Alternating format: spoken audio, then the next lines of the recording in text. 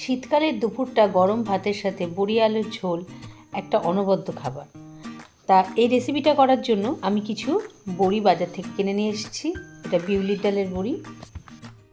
এখানে কিছু আলু সেদ্ধ করে রেখেছি, আর এখানে মশলা করেছি জিরে, আদা, লঙ্কা এবং টমেটো দিয়ে।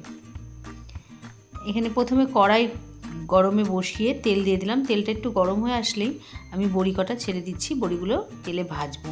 আমি কিন্তু খুব বেশি তেলে ভাজছি না, অল্প তেলেই ভাজছি। তাই আগে প্রথমে অল্প একটু তেল দিয়ে একটু ভাজা ভাজা করে তারপর একটু লাল করার জন্য আর একটু তেল দিয়ে দিলাম। ভাজা হয়ে গেছে, দেখুন লাল লাল করে ভাজা হয়ে গেছে। আমি তুলে নিচ্ছি এবং এটা একটু গরম জলে ভিজিয়ে রেখেছি। গরম জলে ভিজিয়ে রাখলে বড়িটা একটু তাড়াতাড়ি সেদ্ধ হয়ে যাবে। এরপর কড়াইয়ে তেল দিয়ে আলুগুলো ভেজে নিচ্ছি। লবণ দিয়ে দিলাম, হলুদ দিয়ে দিলাম, দিয়ে ভালো করে নাড়াচাড়া করে নেব। এরপর আলুগুলো ভাজা হয়ে গেলে এখানে আমি মশলাটাও দিয়ে দিলাম। মশলার বাটিটা ধুয়ে অল্প করে জল দিয়ে দিলাম তরকারিটা কষানোর জন্য। এরপর আমি লবণ দিলাম, সামান্য একটু হলুদ দিলাম কালারের জন্য, আর একটু কাশ্মীরি লঙ্কার গুঁড়ো দিলাম, সামান্য একটু চিনিও দিলাম খাবারটা টেস্টি হওয়ার জন্য। ভালো করে নাড়াচাড়া করে নিয়ে আর একটু তেল দিয়ে দিচ্ছি, খুব সামান্য পরিমাণেই দিলাম, দিয়ে একটু নাড়াচাড়া করে নিলাম। তারপরে এই জল সমেত বড়িটা আমি দিয়ে দিলাম।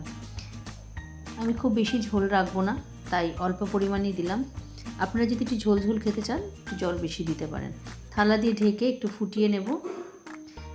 দেখুন আমার যেহেতু আলুটা সেদ্ধ হয়েছিল, তাই বেশিক্ষণ ফোটাবো না, আর বড়িটা ভেজানো ছিল তাই তাড়াতাড়ি সেদ্ধ হয়ে গেছে বড়িগুলো। এরপর আমি গ্যাসটা বন্ধ করে সামান্য গরম মশলা দিয়ে আমি এই বড়ির ঝোলটা নামিয়ে নিচ্ছি। এখানে যতটুকু ঝোল দেখছেন এটুকু কিন্তু বড়িতে টেনে নেবে আস্তে আস্তে। এবার এইভাবে আমি রেসিপিটা করেছি। আমি যেভাবে রেসিপিটা করলাম আপনারা ঠিক এইভাবেই রেসিপিটা করুন, নিজে খান এবং বাড়ির সকলকে করে খাওয়ান। কেমন হয়েছে কমেন্ট করে জানাতে যেন ভুলবেন না।